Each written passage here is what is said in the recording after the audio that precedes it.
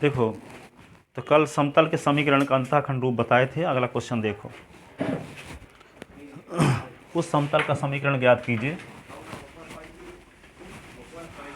उस समतल का समीकरण ज्ञात कीजिए। लिखो, उस समतल का समीकरण ज्ञात कीजिए। उस समतल का समीकरण ज्ञात कीजिए जो एक्स अक्ष के समांतर है, जो एक्स अक्ष के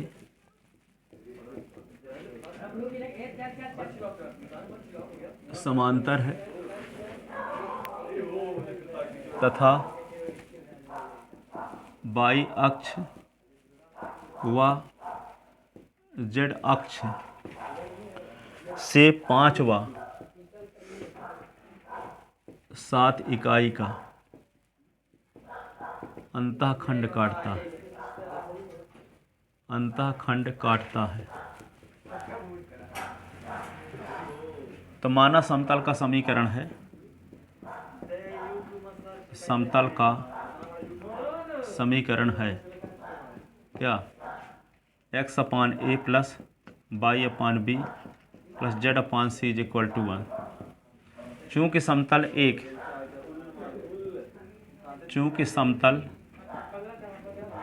एक एक्स अक्ष के समांतर है, इसलिए ए बराबर अनंत है और बी बराबर 5 दिया है और सी बराबर 7 दिया है। ए बी सी का मान 1 में रखने पर, ए बी व सी का मान 1 में रखने पर एक्स बराबर एक्स बटे इन्फिनिटी वाई बटे 5 जेड बटे 7 बराबर 1। तो ये 0 हो गया। वाई बटे 5 जेड बटे 7 इज इक्वल टू 1। तो 5 7 का लघुत्तम क्या होगा, 35। तो वाई 7 वाई प्लस 5 जेड बराबर 35। तो ये क्या हो जाएगा, 7 वाई प्लस 5 जेड बराबर 35। यही आभीष्ट समतल का समीकरण है। उस समतल का समीकरण ज्ञात कीजिए जो एस अक्ष के समांतर है और वाई अक्ष व जेड अक्ष से 5 व 7 इकाई का अंतःखंड काटता है। माना समतल का समीकरण है s upon a plus y upon b plus z upon c is equal to 1। चूँकि समतल एक एस अक्ष के समांतर है तो ए बराबर इन्फिनिटी हो गया, बी बराबर 5, सी बराबर 7 क्वेश्चन में दिया है।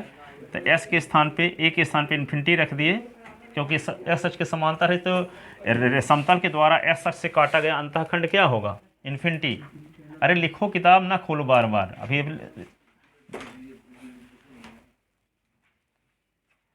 5 बाई कोष्टक इसका 5 और 7 का लघुत्तम लिए तो 35 आया। 35 में 7 का 5 का भाग 5 सते 35, 7 बाई प्लस 5 जेड बराबर 35।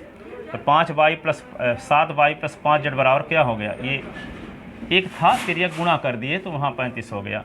तो 7 by plus 5 z plus is equal to 35। यही आभीष्ट समतल का समीकरण।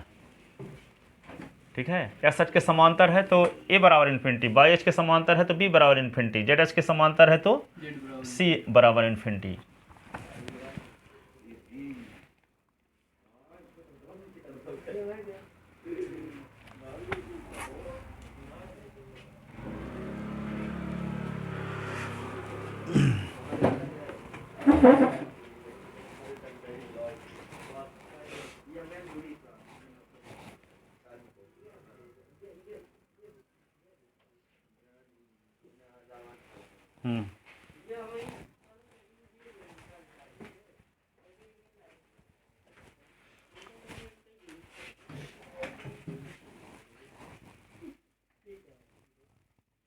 क्वेश्चन लिख लिए होगे। अगला क्वेश्चन देखो, एनसीईआरटी का अगला क्वेश्चन। उस समतल का समीकरण ज्ञात कीजिए। उस समतल का समीकरण ज्ञात कीजिए उस समतल का समीकरण ज्ञात कीजिए जिसका बाई अक्ष पर काटा गया अंतःखंड, जिसका बाई अक्ष पर काटा गया अंतःखंड, बाई अक्ष पर काटा गया अंतःखंड 3 तथा ZOS के समांतर है, तथा ZOS के समांतर है, ZOS के समांतर है। उस समतल का समीकरण ज्ञात कीजिए जिसका बाई अक्ष पर काटा गया अंतःखंड 3 है तथा ZOX के समांतर है, ZOS के समांतर, ZOS के समांतर है। अब देखो यहाँ पे 3 समतल आपको याद रखने होंगे। पहला नंबर फर्स्ट, नोट फर्स्ट लिखो, नोट फर्स्ट यहाँ लिखो ZOS के समांतर, अंतःखंड 3 है सर। हाँ, समांतर किसी समतल का समीकरण, किसी समतल का समीकरण। देखो यहाँ पे पिछले साल आप 11वीं क्लास में पढ़े थे, सुन लो यहाँ पे, जैसे एक्स अक्ष है, ये बाई अक्ष है, ठीक है। तो पिछले साल ये पढ़े थे कि यदि बाई अक्ष के समांतर कोई रेखा है तो लिखते थे एस बराबर ए, और जो रेखा एस अक्ष के समांतर होती है तो उसको लिखते थे बाई बराबर बी, ठीक है। तो यहाँ आप सुनो, अब विशेष ध्यान रखना ही है, बाई अक्ष बोल रहे हैं तो बाई वाला का उपयोग नहीं हुआ, एस बराबर है। बाई अक्ष के समांतर रेखा का समीकरण ए, अब एस अक्ष के समांतर तो एस का उपयोग नहीं हुआ, तो यहाँ भी क्या है, ZOS के समांतर समतल का समीकरण होगा बाई बराबर बी, ZOS का उपयोग नहीं होगा। तो ZOS के समांतर किसी समतल का समीकरण बाई बराबर बी होगा। नोट सेकंड, यहीं पे आ गया कि बाई ओ जेड समतल के समांतर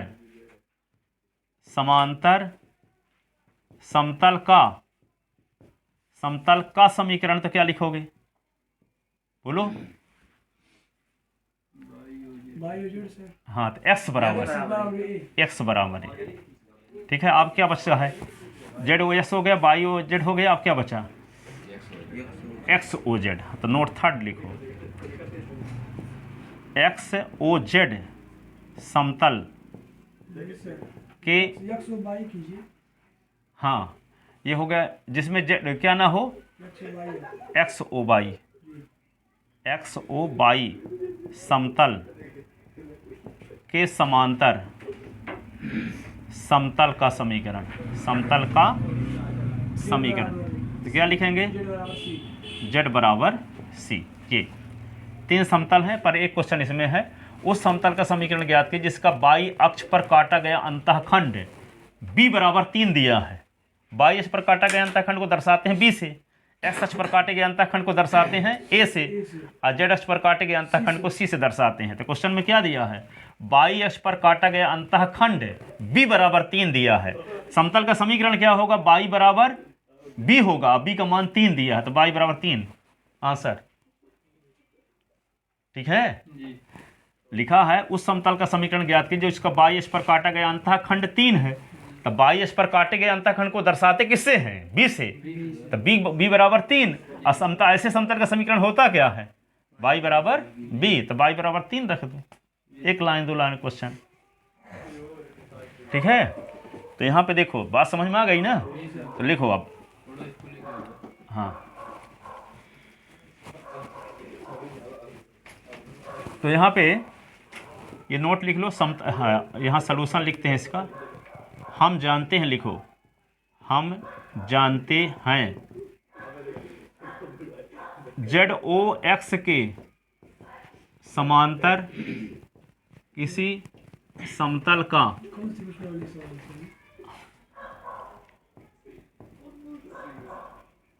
ZOX के समांतर किसी समतल का समीकरण है। NCERT में है, ढूंढ लेना कहाँ का है,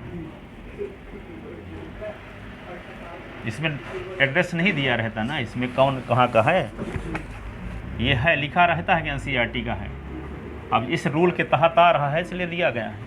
अब देखो जेड ओ एस के समांतर, हम जानते हैं कि जेड ओ एस के समांतर किसी समतल का समीकरण है क्या, y बराबर b।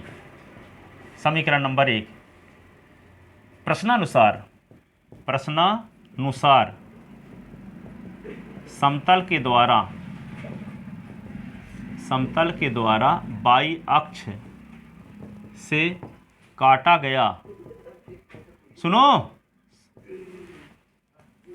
गया अंतःखंड b बराबर क्या है, यहाँ पे b बराबर क्या लिख दोगे 3। तो b का मान 1 में रखने पर, b का मान 1 में रखने पर तो y बराबर क्या होगा 3। यही आभीष्ट समतल का समीकरण है। यही आभीष्ट समतल का समीकरण है। लिख ले इसको। अगला एनसीईआरटी क्वेश्चन देखो इस रूल पर आधारित।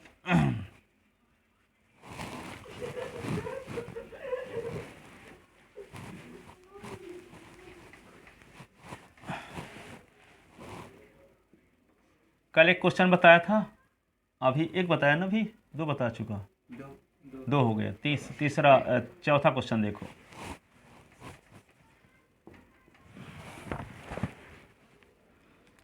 ये भी एनसीईआरटी का है। समतल 2x + y - z बराबर 5 के द्वारा अक्षों से काटे गए अंतःखंड ज्ञात कीजिए। अक्षों से काटे गए अंतःखंड ज्ञात कीजिए। अंतःखंड ज्ञात कीजिए। समतल 2s + y - z = 5 के द्वारा अक्षों से काटे गए अंतःखंड ज्ञात कीजिए।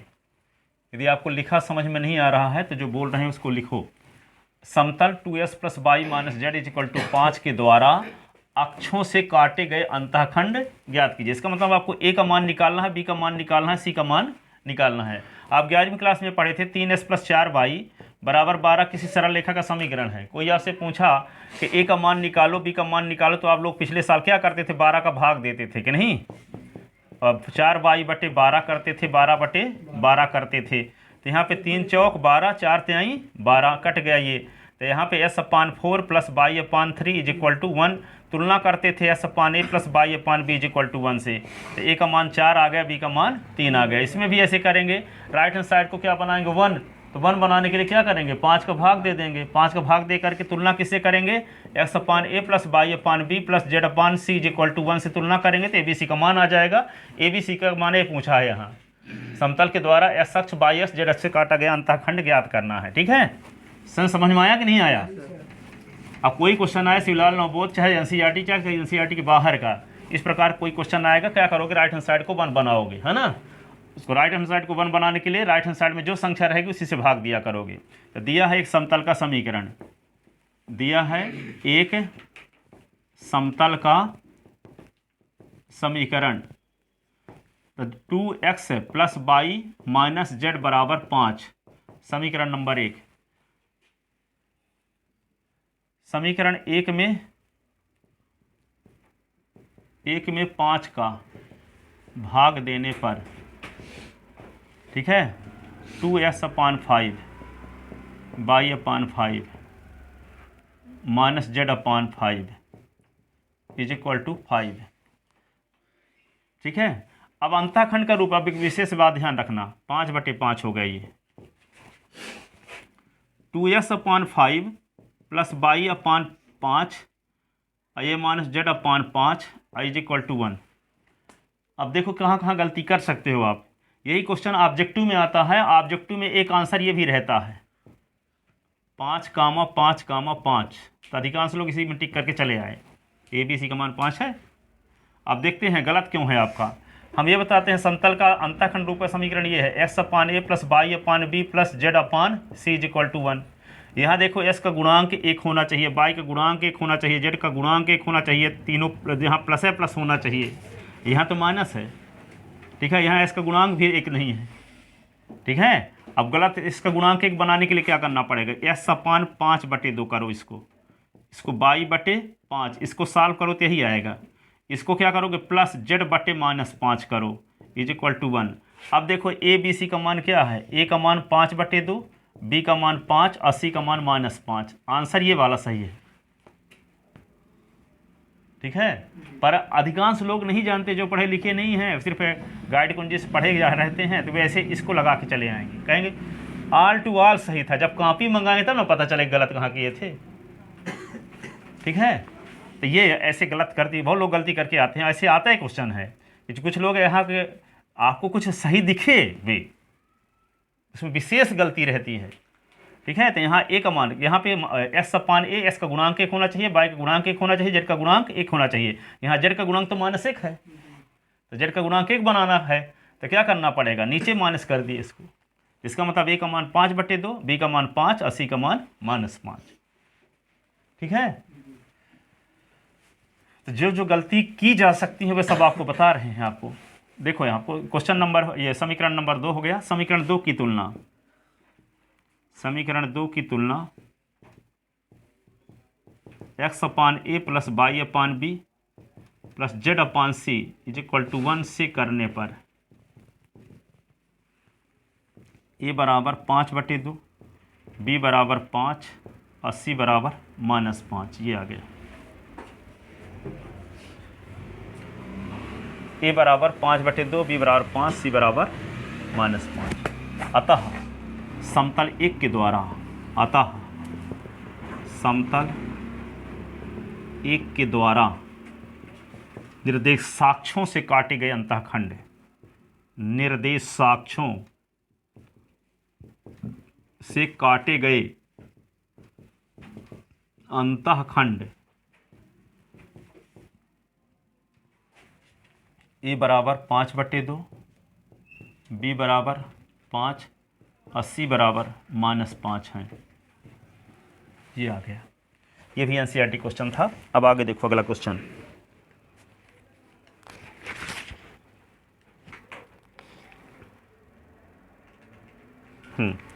उस समतल का समीकरण ज्ञात कीजिए। 5वें टाइप का क्वेश्चन देखो एनसीईआरटी का। उस समतल का समीकरण ज्ञात कीजिए, उस समतल का समीकरण ज्ञात कीजिए, उस समतल का समीकरण ज्ञात कीजिए जो x अक्ष के समांतर है, x अक्ष के समांतर है, जो x अक्ष के समांतर है तथा बिंदु कौन बिंदु, तथा बिंदु 2, 3, 1 व 4, -5, 3 से 4, -5, 3 से होकर जाता है, 3 से होकर जाता है।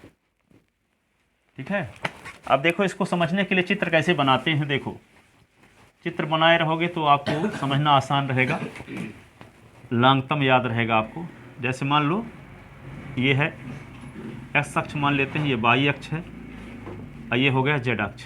एस अक्ष के समांतर है, देखो यहाँ समतल, ये एस अक्ष है, एस अक्ष के समांतर समतल ये हुआ। अब कल आपको बताए थे जो एस अक्ष के समांतर समतल होता है उसमें एस वाला पद नहीं होता, क्या होता है, b y plus C Z plus D is equal to 0। Prove करके दिखाए थे परसों, है ना। एस अक्ष के समांतर समतल का समीकरण ये होता है। ठीक, अब देखो ये रेखा कहाँ से गुजरती है, 2 बिंदुओं से होकर जाती है। एक बिंदु है, मान लो एक बिंदु P है, जिस बिंदु P का निर्देशांक आपको पता है 2, 3, 1, और एक बिंदु Q है जो समतलय में स्थित है जिसका निर्देशांक है 4, -5 और 3। तो ये बिंदु समतल में स्थित है, तो समतल के समीकरण को क्या करेंगे, संतुष्ट करेंगे। ठीक है, तो यहाँ पे s के स्थान पे 2 लिखोगे, y के स्थान पे 3 लिखोगे, z के स्थान पे 1 लिखोगे। तो इस समतल का समीकरण में देखो s वाला तो पद है ही नहीं, y के स्थान पे क्या लिख देंगे 3 और z के स्थान पे 1 है, तो b, c और d के रूप में एक इक्वेशन मिल जाएगा। फिर दूसरी कंडीशन में y के स्थान पे -5 रखेंगे और z के स्थान पे 3 रखेंगे, तो b, c और d के रूप में एक दूसरा इक्वेशन मिल जाएगा। और जब 2 समीकरण मिल गए बी सी डी के रूप में, दोनों का राइट हैंड साइड 0 है, तो इसको क्रॉस मल्टीप्लिकेशन मेथड से सॉल्व करेंगे, तो b बटे c बटे d बटे कुछ आएगा और उसको k के बराबर मान लेंगे। तो b की वैल्यू और c की वैल्यू, d की वैल्यू 1 के 2 के 3 के कुछ आ जाएगा, तो यहाँ b c d की वैल्यू यहाँ रख देंगे और k कॉमन ले लेंगे, तो k को उधर ले जाएंगे तो 0 बटे k, तो आप हिट समतल का समीकरण आएगा। उसमें y और z वाला पद रहेगा, s वाला पद नहीं रहेगा। ठीक है, जिसमें y वाला पद रहता है, z वाला रहता है, s वाला नहीं रहता, वही तो होता है सच के समांतर समतल समतल कि नहीं। s सच के समांतर समतल का समीकरण वही होता है जिसमें y वाला पद s वाला पद नहीं रहता, विलुप्त रहता है। ठीक है, तो यही लिखते हैं, दिया है 2 बिंदु, दिया है 2 बिंदु, एक बिंदु का नाम क्या रख लिए P, जिसका निर्देशांक क्या है 2 3 1, और दूसरा बिंदु क्या है Q, जिसका निर्देशांक क्या है 4 -5 3। तब P व Q से होकर, लिखो Q से होकर जाने वाले उस समतल का समीकरण ज्ञात करना है जो x अक्ष के समांतर है, x अक्ष के समांतर है। तो माना समतल का समीकरण है, या लिखो हम जानते हैं x अक्ष के समांतर किसी समतल का समीकरण, किसी समतल का समीकरण है क्या, by plus C Z plus D is equal to 0। समीकरण नंबर 1, चूंकि समतल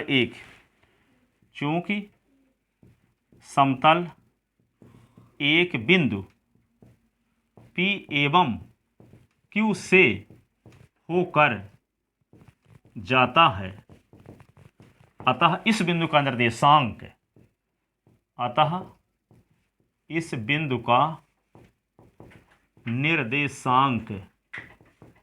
समतल के समीकरण को संतुष्ट करेगा, समीकरण को संतुष्ट करेंगे। इस बिंदु के निर्देशांक, इन बिंदुओं के निर्देशांक लिखना चाहिए, 2 बिंदु ना है, इन बिंदुओं के निर्देशांक समतल के समीकरण को संतुष्ट करेंगे। ठीक है, तो यहाँ पे देखो b लिखे हो, अब y के स्थान पे क्या लिख दोगे, ये 3, तो b गुणे 3, c गुणे z के स्थान पे 1 प्लस d बराबर 0। तो क्या मिल गया आपको, 3b plus 1c plus d बराबर 0, 3b plus 1c plus d बराबर 0। अब क्या करेंगे, दूसरे बिंदु को रखेंगे उसमें x y z के स्थान पे।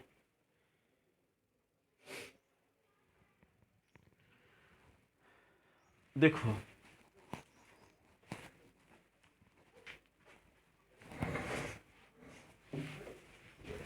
इस समतल के समय जहाँ y है वहाँ क्या लिख दिए, इसका y निर्देशांक 3 लिख दिए, जहाँ z है उसका z निर्देशांक 1 रख दिए। तो 3b, तो b गुणे 3 और c गुणे 1 और plus d is equal to 0, 3b plus 1c plus d is equal to 0। अब यहाँ पे इसी में इक्वेशन में जहाँ y है वहाँ 5 लिख देंगे और z जहाँ है वहाँ 3 लिख देंगे। ठीक है, तो लिखते हैं आगे,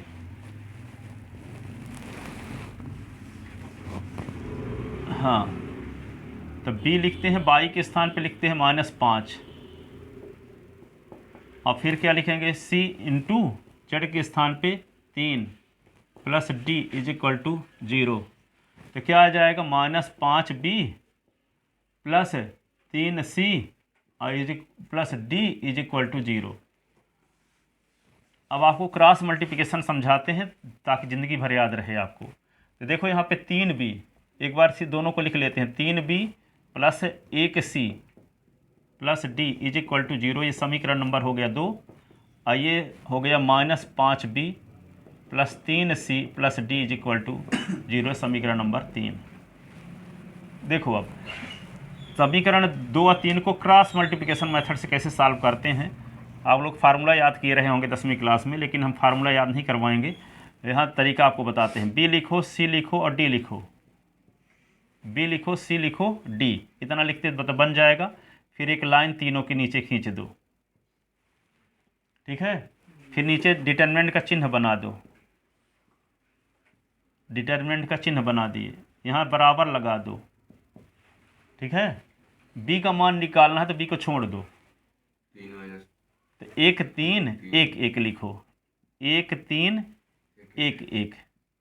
c का मान निकालता c को छोड़ दो, और d के गुणांक पहले लिखो, b के बाद में लिखना, क्योंकि बीच वाले में जानते हो कोफैक्टर की वजह से माइनस होता है, होता है ना। तो यहाँ -c लगाओगे तो सही क्रम में लिखोगे। यदि माइनस नहीं लिखे हो ना तो उल्टा लिख दो।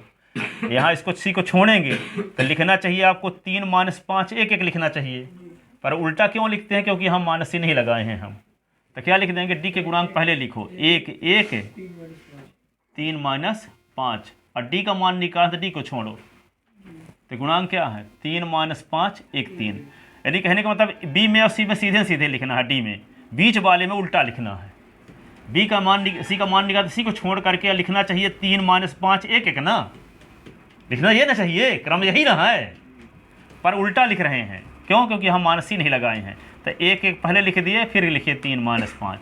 अब d का मान निकाल तो d को छोड़ दो, तो क्रम ये आता है, पहले b लिखा जाए फिर c, तो b वही लिखो, 3 - 5 1 3।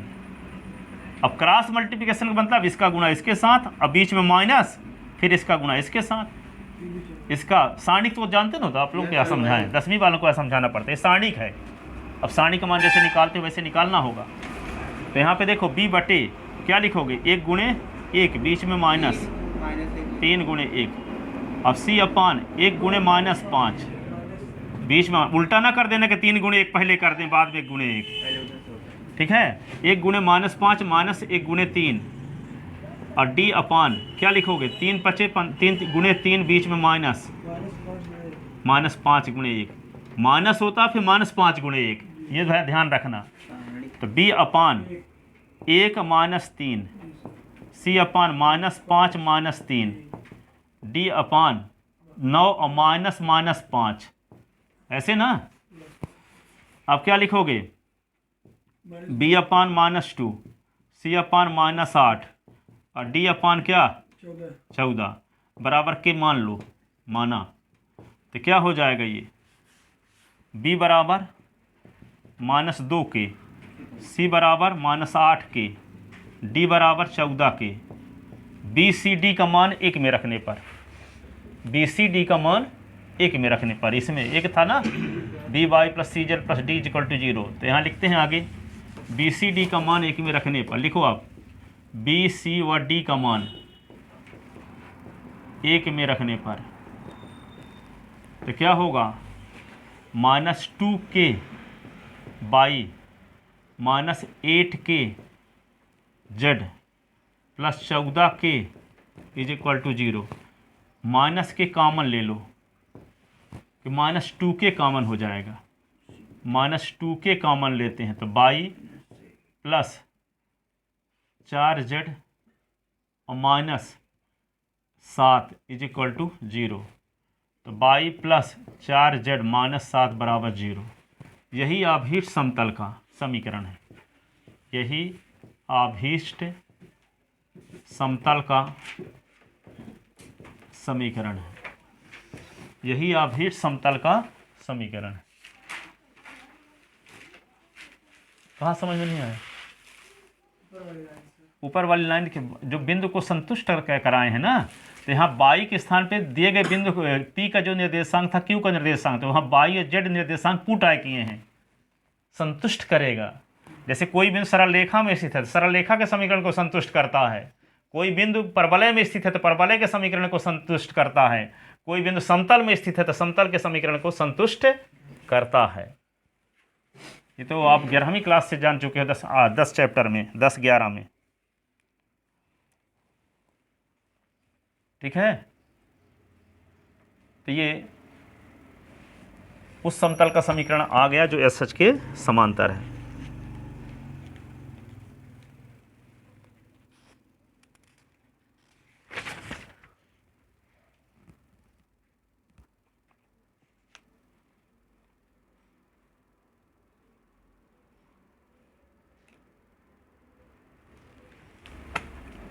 लिख लिए।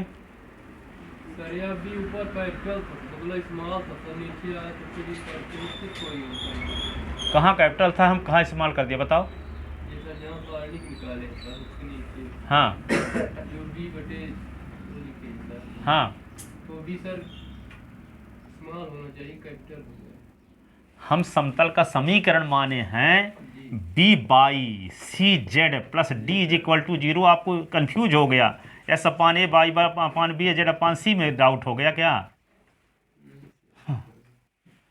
मानक समीकरण बताए थे, एस बाई जेड में रैखिक समीकरण एक समतल के समीकरण को दर्शाता है, जिसका मानक समीकरण होता है A X plus B by plus C Z plus D is equal to 0। नहीं बताए थे, एक्स बाई जेड में रैखिक समीकरण है।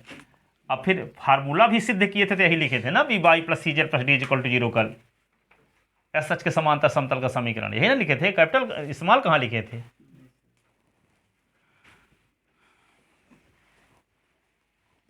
अब देखो अगला क्वेश्चन, कहाँ तक ऊपर के का 2 लाइन मिटाएं।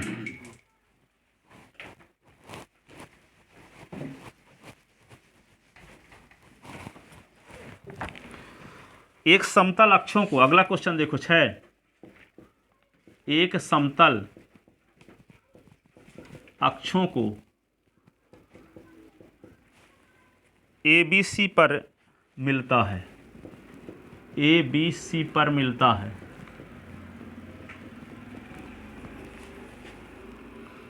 त्रिभुज ए बी सी का केंद्रक, त्रिभुज ए बी सी का केंद्रक स्मॉल ए बी सी है।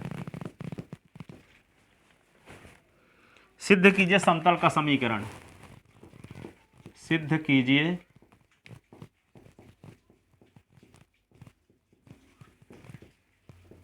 समतल का समीकरण।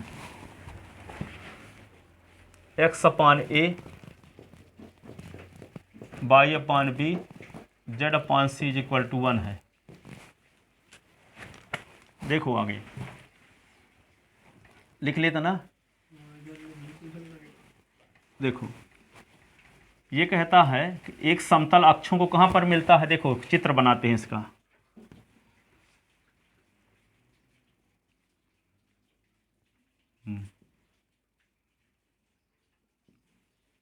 ये है एक्स अक्ष, वाई अक्ष, जेड अक्ष। एक्स अक्ष को ए पर मिलता है, वाई अक्ष को बी पर, और जेड अक्ष को कहाँ पे मिलता है, सी पर। देखो यहाँ सुनो, एक्स अक्ष को कहाँ मिलता है, ए पर, वाई अक्ष को बी पर, जेड अक्ष को सी पर। जब एक्स अक्ष वाई अक्ष को जहाँ पर मिलता है उन तीनों बिंदुओं को मिलाओ तो एक त्रिभुज बनेगा कि नहीं बनेगा। देखो यहाँ पे त्रिभुज का केंद्रक दिया है यहाँ पे जी। आप पिछले साल पढ़े थे त्रिभुज का केंद्रक का निर्देशांक कैसे निकालते हैं। 3D में ये होता है x1 plus x2 plus x3 अपान 3। 11वीं क्लास में सरल रेखा के पहले जो दिया था 3D, y1 plus y2 plus y3 अपान 3। ये होता है z1 plus z2 plus z3 अपान 3। ठीक है, ये केंद्र का निर्देशांक निकालने का सूत्र है। जब शीर्षों का निर्देशांक क्या हो, शीर्ष का निर्देशांक क्या हो, s1 y1 z1 हो, इसका हो s2 y2 z2 हो, s3 y3 z3 हो। अब आपको एक बात लगता होगा केंद्रक कहते किसे हैं। तो जैसे मान लो एक त्रिभुज है ए बी सी इस प्रकार, ठीक है। अब ये त्रिभुज ए बी सी है, तो त्रिभुज ए बी सी का ये शीर्ष है ए बी सी, तो किसी शीर्ष और सम्मुख भुजा के मध्य बिंदु को मिला दो तो ये कहलाती है मध्यिका। किसी त्रिभुज के शीर्ष और सम्मुख भुजा के मध्य बिंदु को मिला दो तो क्या कहलाती है, मध्यिका। तो एडी मध्यिका है। इसी प्रकार शीर्ष बी और सम्मुख भुजा ए सी के मध्य बिंदु को मिला दो, ये भी मध्यिका कहलाएगी। और शीर्ष सी और सम्मुख भुजा के मध्य बिंदु को मिला दो, सी एफ है, तो ये भी मध्यिका कहलाएगा। तीनों मध्यिकाएं जहाँ से गुजरती हैं उसको कहते हैं केंद्रक। ठीक है, ये मिलती हैं तो ये जानते हो आप लोग कि जब दो रेखाएं किसी बिंदु पर काटती हैं तो उसको प्रतिच्छेद बिंदु कहते हैं, और जब तीन रेखाएं एक ही बिंदु से गुजरती हैं तो उसे संगमन बिंदु कहते हैं। जैसा कि आप नाम सुने हो, गंगा यमुना सरस्वती के स्थान पे जहाँ मिलती है उसको संगम कहते हैं। तो जब तीन रेखाएं एक ही बिंदु से होकर जाती हैं तो उस बिंदु को संगमन बिंदु कहते हैं, और रेखाओं को संगामी रेखाएं कहते हैं। क्या कहते हैं? संगामी रेखाएं। तो मध्यिकाओं के संगमन बिंदु को केंद्रक कहते हैं। मध्यिकाओं के संगमन बिंदु को केंद्रक कहते हैं। ठीक है, तो ये है केंद्रक। अब यहाँ पे ये कहता है कि एक समतल तीनों अक्षों को जहाँ काट दिया, जहाँ काटा उसका नाम ABC रख लिए। ठीक है, ABC को मिलाओगे तो त्रिभुज बनेगा कि नहीं बनेगा? तो उस त्रिभुज का केंद्रक का निर्देशांक आपको पता है, क्या है? ABC है केंद्रक के निर्देशांक। ठीक है, तो समतल का समीकरण सिद्ध करो कि ऐसे समतल का समीकरण ये होगा। ऐसे समतल का समीकरण क्या होगा? ये। तो यहाँ पे देखो क्या करेंगे, करने का तरीका, क्योंकि यहाँ केंद्रक का निर्देशांक ABC दिया है, हम समतल के समीकरण में भी अंतःखंड का यूज किए थे, S/A + Y/B + Z/C = 1। तो यदि हमें अंतःखंड का उपयोग ABC ही करेंगे, केंद्रक का निर्देशांक भी ABC है, तो दोनों में डाउट हो जाएगा ना। तो जब केंद्रक का निर्देशांक क्वेश्चन में दे दिया है कि ABC है, तो हम अंतःखंड ABC नहीं मानेंगे, कुछ दूसरा मानेंगे। तो मान लेते हैं कि अंतःखंड काटे गए अल्फा बीटा गामा है, तो समतल का समीकरण होता पहले क्या था? S/A + Y/B + Z/C = 1 होता था। लेकिन हम यहाँ क्या लिखेंगे? S/α + Y/β + Z/γ = 1 लिखेंगे, क्योंकि यहाँ से यहाँ तक की दूरी को अल्फा मान लिए, ये दूरी को बीटा, ये दूरी को गामा। क्यों? क्योंकि केंद्र का निर्देशांक ABC दिया है, तो ABC का स्थान केंद्रक छीन लिया, इसलिए हम अंतःखंड का नाम अल्फा बीटा गामा रख रहे हैं। ठीक है, तो माना समतल का समीकरण क्या हुआ? S/α + Y/β + Z/γ = 1। ठीक है, तो लिखते हैं आगे। सर यहाँ पे जैसे एक कैपिटल है और केंद्र सर स्मॉल है तो उसको भी कोई दिक्कत नहीं होगी सर। क्या कैपिटल है? ये तो बिंदु माने हैं, यहाँ से यहाँ तक की दूरी अल्फा है, यहाँ से तक की दूरी बीटा है, यहाँ से यहाँ तक दूरी गामा है, इसका निर्देश बिंदु का नाम ABC रखे हैं। ठीक है, अंतःखंड की लंबाई का नाम अल्फा बीटा गामा रखे हैं। ठीक है, तो माना समतल का समीकरण है, माना समतल का समीकरण है क्या? x/α + y/β Z/γ = 1, समीकरण नंबर 1। ठीक है, अब ये समतल सच को कहाँ काटता है? A पर। तो A का निर्देशांक क्या हो गया? अल्फा 0 0, B का निर्देशांक 0 बीटा 0, और C का निर्देशांक 0 0 गामा। ठीक है, तो स्पष्टतः समतल एक x अक्ष को A जिसका निर्देशांक अल्फा 0 0 0 पर तथा y अक्ष को B जिसका निर्देशांक 0 बीटा 0 पर तथा z अक्ष को C जिसका निर्देशांक 0 0 गामा पर काटता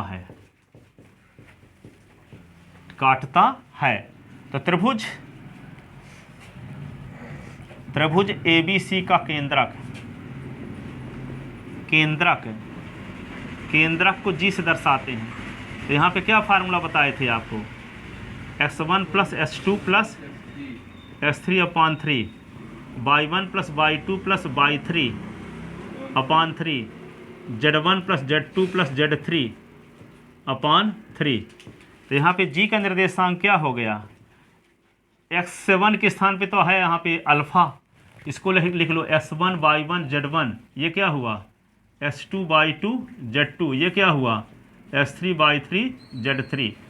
तो क्या लिखेंगे? अल्फा + 0 + 0/3, 0 + बीटा + 0/3, 0 + 0 + गामा/3, ऐसे। तो G का निर्देशांक क्या आ गया? ये आ गया अल्फा/3 कामा बीटा/3 कामा गामा/3।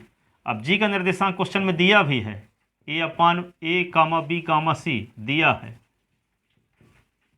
ठीक है। अब तुलना करो। बीटा गामा है वो है अंतःखंड है। हाँ, अल्फा बीटा गामा का अंतःखंड है, क्योंकि ये केंद्रक का निर्देशांक में ABC का उपयोग कर दिया ना, दोनों में डाउट हो जाता है आपको, इसलिए अंतःखंड की लंबाई को अल्फा बीटा गामा यहाँ माने हैं इस क्वेश्चन में। जी से एक ही हुई है। हाँ, जी से नहीं है, मूल बिंदु से। जी अलग स्थान पे है, जी कहीं और है, केंद्रक है। केंद्रक है वे, ये मूल बिंदु 0 0 है। यानी ए से हाँ, ये केंद्रक जी अलग स्थानों पर है, मूल बिंदु के अलावा कहीं त्रिभुज में, जिसको केंद्रक कहते हैं, ठीक है। तो जी का निर्देशांक क्वेश्चन में दिया है ना ABC, तो जी का निर्देशांक ये भी है, जी का निर्देशांक ये भी, तुलना करो। तो अल्फा पान 3 बराबर A, बीटा पान 3 इक्वल टू B और गामा पान 3 इक्वल टू C। तो अल्फा का मान क्या हो गया 3A, और बीटा का मान 3B और गामा का मान 3C। थोड़ा चित्र बना लेने दीजिएगा। हाँ, तुलना करते हैं हम ना यहाँ पे। अब देखो नीचे आ रहा है कि नीचे नहीं आ रहा, थोड़ा सा नीचे चला गया, एक लाइन आएगा, एक लाइन नीचे चला गया, नहीं चला नहीं गया, आएगा अभी। अभी आएगा, चल होगा, अभी कहाँ लाइन नहीं लिखेंगे, ऊपर लिखते हैं। तो देखो आगे तुलना करने पर क्या आएगा, alpha upon 3 is equal to A, beta upon 3 is equal to B, gamma upon 3 is equal to C। तो क्या लिख देंगे, alpha is equal to 3A, beta is equal to 3B, gamma is equal to 3C। अब alpha beta gamma का मान 1 में रख दो, अल्फा के स्थान पे क्या लिख दो 3A, और बीटा के स्थान पे क्या लिख दो 3B, और गामा के स्थान पे क्या लिख दो 3C। 3 समझ में नहीं आया सर, कौन 3? 3 कहाँ से आया? अरे केंद्रक के निर्देशांक सूत्र में लिखा था बटे में 3, x1 के स्थान पे अल्फा लिख दिए, और x1 x2 के स्थान पे 0, x3 के स्थान पे 0 लिखे, तो अल्फा प्लस 0 अपान 3 ये फार्मूला है। S1 प्लस S2 यहाँ लिखे तो हैं कि इसको S1 Y1 Z1 से दर्शाए हैं, S2 Y2 Z2 से दर्शाए हैं, S3 Y3 Z3 से दर्शाए हैं नीचे। ये फार्मूला है। हाँ, फार्मूला है केंद्रक का।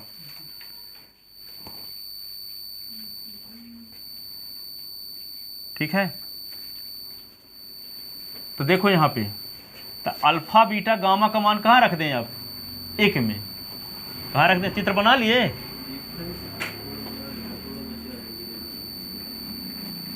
तो अल्फा बीटा गामा का मान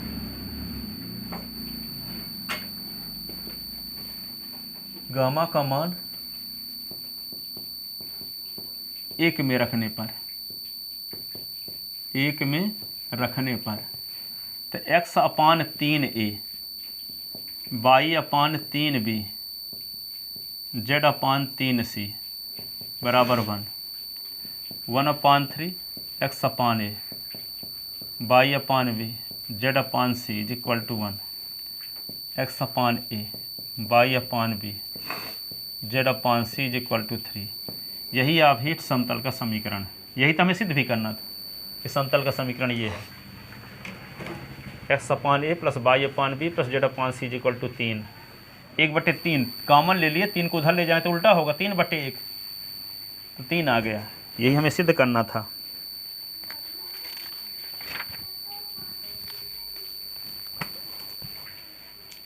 अब समतल के समीकरण का अभिलंब रूप देखो ज्ञात करेंगे।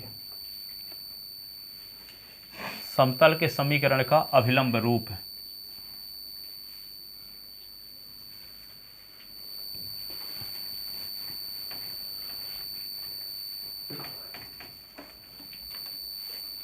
लिख लिए, थोड़ा सा बाकी है।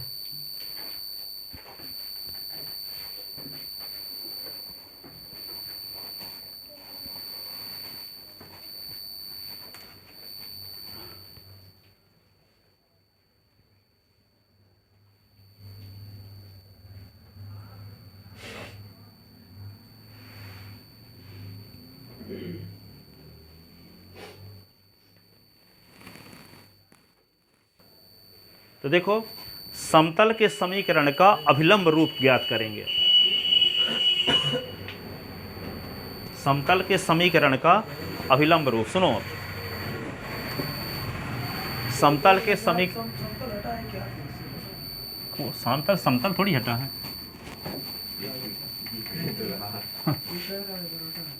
वे क्या जान। निगम से लगता बता रहे।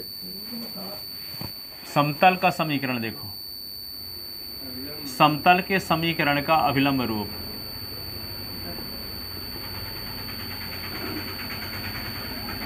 अभिलंब रूप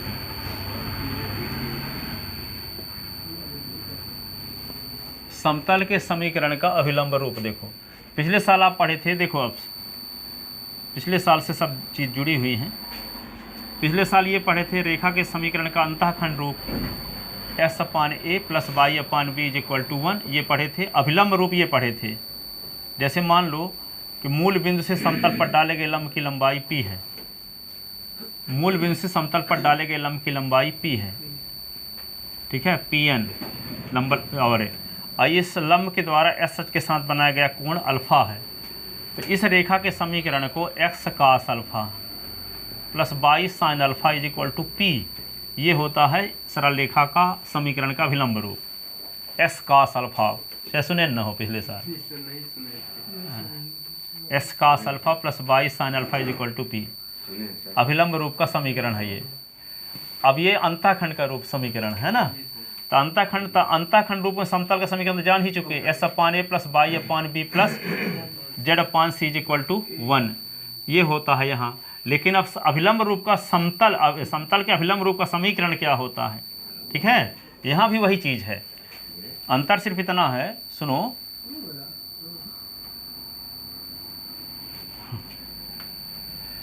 यहाँ पे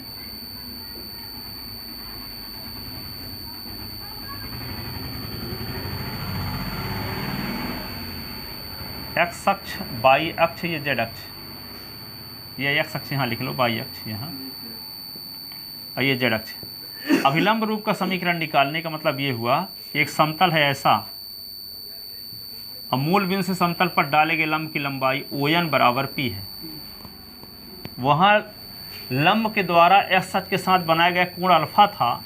यहाँ अभिलंब की दिक्कोजाएं पता है आपको, ठीक है। ON x अक्ष y z अक्ष के साथ जो कोण बनाता होगा, उन कोणों का कोसाइन, जिसको दिक्कोजा के नाम से जानते हैं। तो यहाँ दिक्कोजाएं LMN है, LMN है। वहाँ क्या था, अल्फा कोण था, ठीक है, लेकिन यहाँ दिक्कोजाएं LMN है। तो इस समतल का जो समीकरण होता है उसको लिखते हैं x cos alpha, y sin cos beta और z cos गामा = 1, ठीक है। cos अल्फा को कहते क्या है L, cos बीटा को क्या कहते हैं M, और cos गामा को N। तो क्या होता है LX + MY + NZ = 1। ये समतल के समीकरण का अभिलंब रूप है। यहाँ SYZ का जो गुणांक है वो समतल पर अभिलंब की दिक्कोजा है, समतल पर अभिलंब की दिक्कोजा। तो यदि S और Y और Z के गुणांकों का वर्ग करो और जोड़ो तो L² + M² + N² बराबर क्या आना चाहिए 1, क्योंकि जानते हो दिक्कोजाओं के वर्गों का योगफल 1 होता है।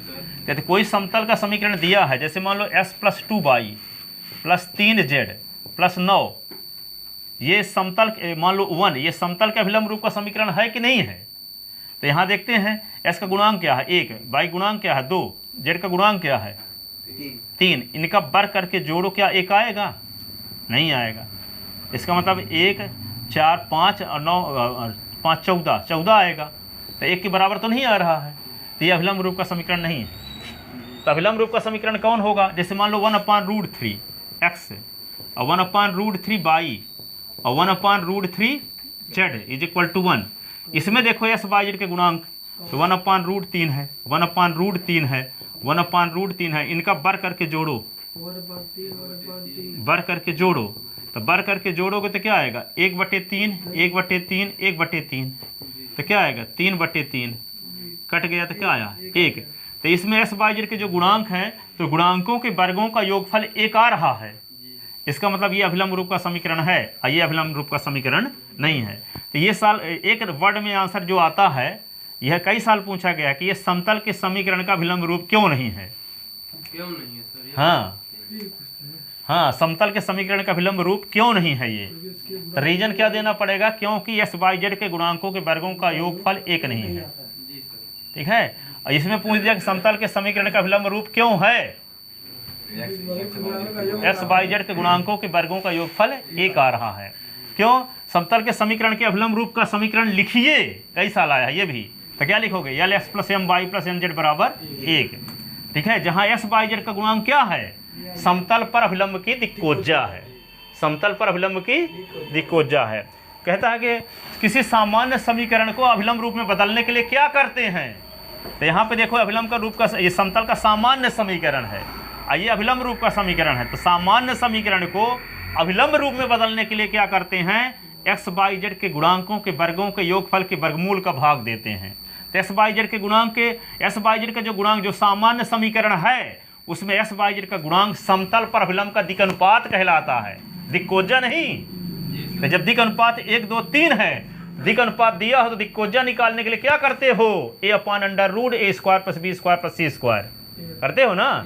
b अपॉन अंडर रूट ए square plus B square plus सी square, C upon under root ए square plus B square plus सी स्क्वायर। यदि एक्स वाई जेड के गुणांकों के वर्गों के योगफल के वर्गमूल का भाग देंगे तो ये स्थिति आ जाएगी, a upon under root A square plus B square plus C square, b upon under root A square plus B square plus C square, c upon under root A square b square c square.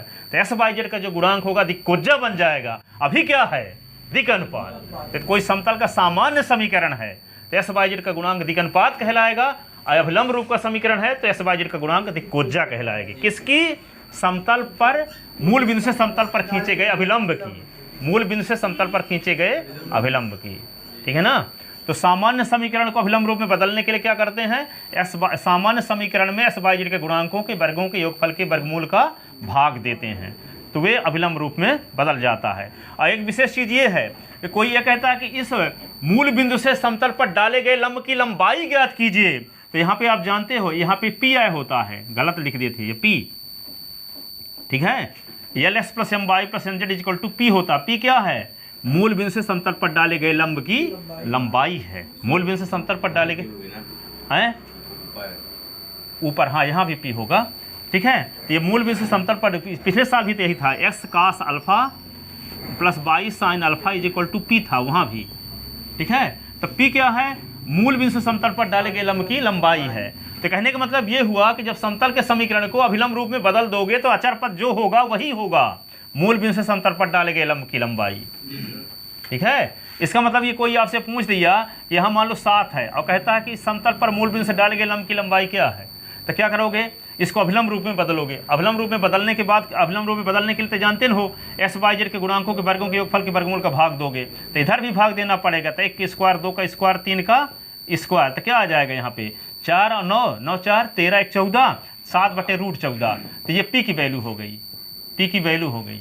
तब objective 25 साल आया है, इस साल भी आएगा। कोई समतल का समीकरण दिया रहेगा, कहेगा मूल बिंदु से समतल पर डाले गए लंब की लंबाई ज्ञात कीजिए। ठीक है, तो मूल बिंदु से सही जोड़ा में भी कई साल आ चुका है, अब सही विकल्प में भी कई साल आ चुका है। मूल बिंदु से समतल पर डाले गए लंब की लंबाई, इसमें पूछ देगा कि मूल बिंदु से समतल पर डाले गए लंब की लंबाई है, तो क्या होगा, तो 7/√14। पी का मान, हाँ पी का मान, तो 7/√14। तो क्या करेंगे, एक्स वाई जेड के गुणांकों के वर्गों के योगफल के वर्गमूल का भाग देने से वे अभिलंब रूप में बदलेगा। जब अभिलंब रूप में बदल जाएगा तो जो अचर पद होता है वे कहलाता है मूल बिंदु से समतल पर डाले गए लंब की लंबाई। मूल बिंदु से समतल पर डाले गए लंब की लंबाई कहलाएगा। ठीक है, सामान्य समीकरण दिया है तो अभिलंब रूप में बदलेंगे तो जो अचर पद होगा वे कहलाएगा मूल बिंदु से समतल पर डाले गए लंब की लंबाई। तो समतल के समीकरण के अभिलंब रूप समीकरण ये होता है, सिद्ध करके दिखाएंगे। इस पर आधारित क्वेश्चन कल बताएंगे। जाओ